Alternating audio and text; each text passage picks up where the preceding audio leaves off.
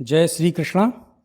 नमस्कार साथियों, आज के इस वीडियो में हम जानेंगे स्वर्ग में कुल कितनी अप्सराएं हैं, इन अप्सराओं की उत्पत्ति कैसे हुई, क्या अप्सराओं की तुलना वेश्या से की जानी चाहिए, पृथ्वी में रहने वाली अप्सराओं के क्या नाम हैं, अप्सरा, हूर और परी में क्या अंतर है।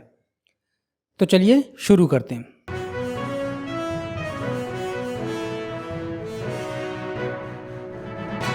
हिंदू धर्म में अप्सराएं बहुत महत्वपूर्ण स्थान रखती हैं। अप्सराओं से भी अधिक सुंदर रचना और किसी की भी नहीं मानी जाती।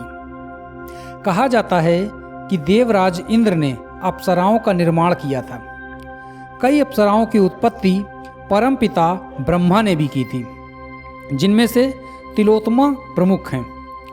इसके अतिरिक्त कई अप्सराएं महान ऋषियों की पुत्रियां भी थीं। भगवत पुराण के अनुसार अप्सराओं का जन्म महर्षि कश्यप और दक्ष पुत्री मुनि से हुआ था।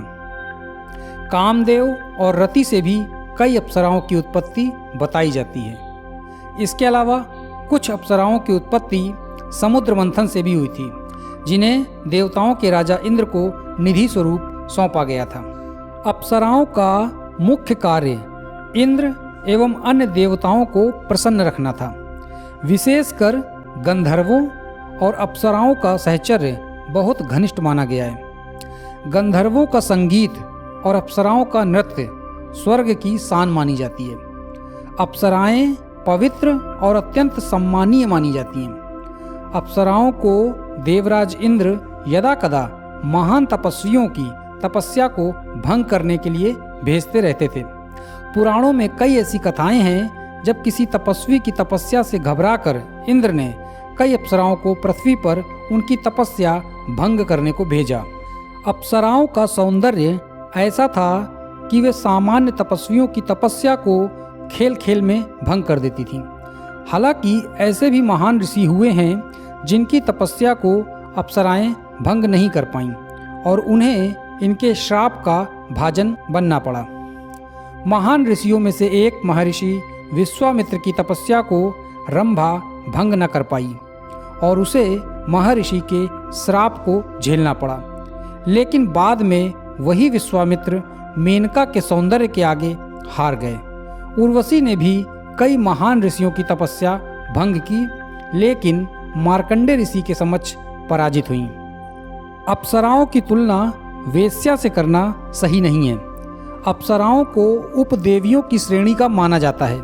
वे मनचाहा रूप बदल सकती हैं और वरदान एवं श्राप देने में भी सक्षम मानी जाती है। कई अप्सराओं ने अनेक असुरों और दैत्यों के नाश में भी उल्लेखनीय योगदान दिया है। इसमें से तिलोत्तमा का नाम उल्लेखनीय है, जो सुंद उपसुंद की मौत का कारण बनी।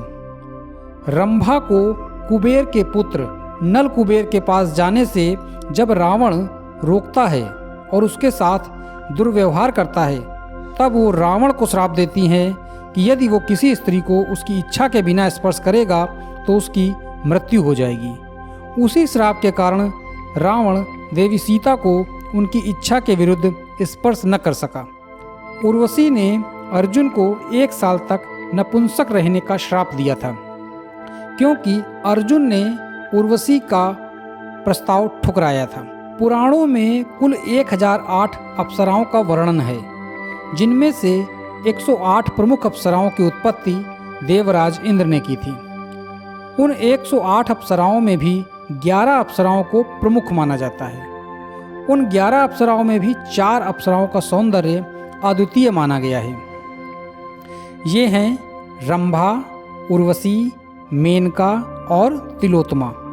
रंभा सभी अप्सराओं की प्रधान अप्सरा है और रानी भी है। कई अप्सराएं ऐसी भी हैं जिन्हें पृथ्वी लोक पर रहने का श्राप मिला था, जैसे बाली की पत्नी तारा, दैत्यराज संबर की पत्नी माया और हनुमान की माता अंजना। अप्सराएं 2 प्रकार की मानी गई हैं, दैविक और लौकिक। दैविक ऐसी अप्सराएं जो स्वर्ग में निवास करती हैं। रंभा सहित मुख्य 11 अप्सराओं को दैनिक अप्सरा कहा जाता है।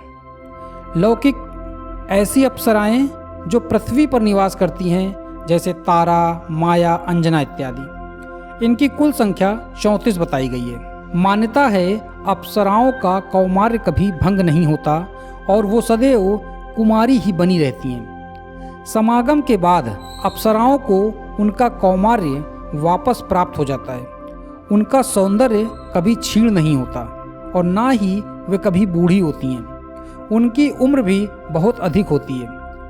मार्कंडेय ऋषि के साथ वार्तालाप करते हुए उर्वशी कहती हैं, हे महर्षि, मेरे सामने कितने इंद्र आए और कितने इंद्र चले गए, किंतु मैं वहीं की वही हूँ। जब तक 14 इंद्र मेरे समक्ष इंद्र पद को नहीं भोग लेते, तब तक मेरी मृत्यु नहीं होगी। भारत का सर्वाधिक प्रतापी पुरुवंश स्वयं अप्सरा उर्वशी की देन है। उनके पूर्वज पुरुरवा ने उर्वशी से विवाह किया, जिससे उनका पुरुवंश चला, जिसमें ययाति, पुरु, यदु, दुष्यंत, भरत, कुरु, हस्ती, शांतनु, भीष्म और श्री कृष्ण पांडव जैसे महान राजाओं और योद्धाओं ने जन्म लिया। अन्य संस्कृतियों में जैसे ग्रीक धर्म में भी अप्सराओं का वर्णन है। इसके अतिरिक्त कई देशों, जिनमें से इंडोनेशिया, कंबोडिया, चीन और जावा में भी अप्सराओं का बहुत प्रभाव है। आइए मुख्य अप्सराओं के विषय में जानते हैं। प्रधान अप्सरा रंभा। 3 सर्वोत्तम अप्सराएं उर्वशी, मेनका, तिलोत्तमा। 7 प्रमुख अप्सराएं कृतस्थली, पुंजिकास्थला, प्रमलोचा, अनुलोमचा, घृताची, वर्चा, पूर्वचिति।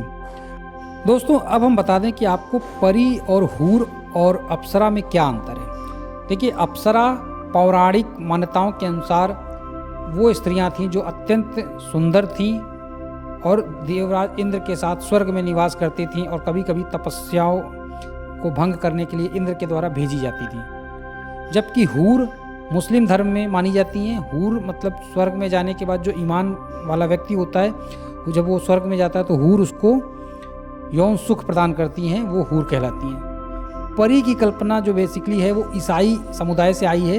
एक ऐसी स्त्री जिसके पंख हैं, श्वेत कपड़े पहनती है और वो बच्चों की इच्छाओं को पूरा करती है। तो ये जो परी की परिकल्पना है ये ईसाई समुदाय से आई है। तो कुल मिलाकर कहें तो ये सारी परिकल्पनाएं कहीं से भी आई हों, लेकिन इनका जो मूल आधार है वो अप्सराओं से ही निकलता है।